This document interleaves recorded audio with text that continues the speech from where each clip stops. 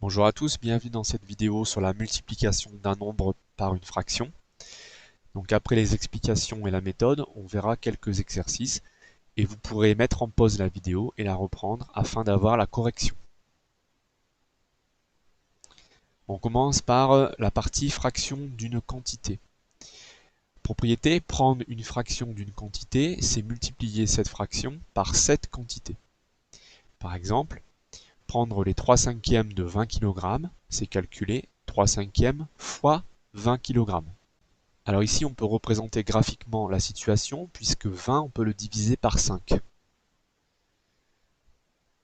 Alors 20 kg ici, en tout, j'ai divisé en 5 parties égales, et chaque partie fait 4 kg, puisque 20 divisé par 5, ça fait 4. Mais je dois en prendre 3 parties sur 5, puisque j'ai 3 cinquièmes. Donc 4 kg fois 3, ça fait 12 kg. Donc la réponse est 12 kg. Alors, on ne pourra pas toujours faire ce schéma. Ici, on pouvait le faire parce que 20 était divisible par 5.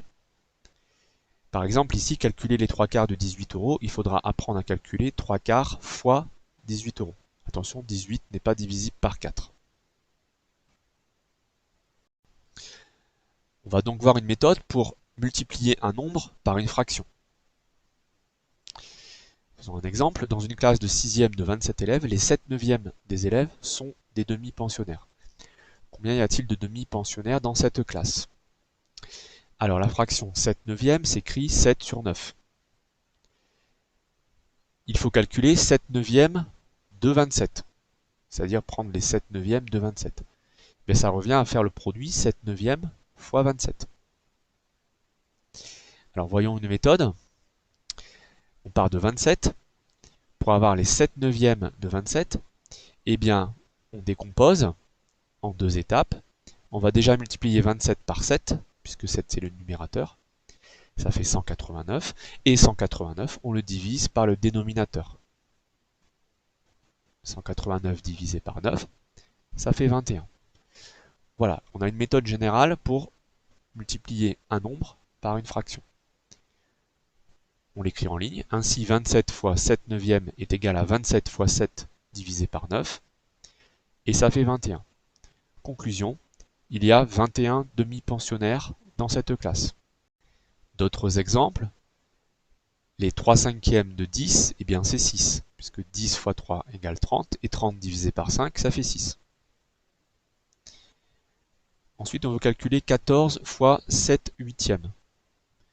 Alors, c'est plus difficile à représenter puisque 14 n'est pas divisible par 8. On va faire ça en deux étapes. 14 fois 7, ça fait 98. Et 98 divisé par 8, ça fait 12,25. Conclusion, les 3 cinquièmes de 10, eh bien c'est 6. Et les 7 huitièmes de 14, c'est 12,25. Alors, quelques exercices. Calculer 15 fois 3 neuvièmes, 2 quatorzièmes fois 7, et 0,9 fois 10 quarts. Donc là, vous pouvez mettre en pause et reprendre pour avoir la correction. Correction. 15 fois 3 neuvièmes, donc c'est 15 fois 3, 45, et 45 divisé par 9, ça fait 5. Donc le résultat, c'est 5. 2 quatorzièmes fois 7, eh bien on va écrire ça en ligne, c'est 2 fois 7 qui est égal à 14, et 14 divisé par 14 est égal à 1. Donc le résultat, c'est 1. 0,9 fois 10 quarts, on va écrire ça en ligne aussi, mais on peut faire le schéma, est égal à 0,9 fois 10 divisé par 4. 0,9 fois 10, c'est 9, donc 9 divisé par 4, ça fait 2,25. Un problème, Alix a 35 €, elle dépense les 4 septièmes de son argent pour acheter une bande dessinée. Combien lui reste-t-il? Même chose, mettre en pause et reprendre pour avoir la correction. On va calculer le montant de la dépense. Le montant de la dépense, c'est les 4 septièmes de 35. Donc on fait 35 fois 4 septièmes, c'est égal à 35 fois 4 divisé par 7, et c'est égal à 20. Vous avez le détail ici. Alix a donc dépensé 20 €. Elle en avait 35. Il lui reste donc 15 €. À bientôt pour de nouvelles vidéos.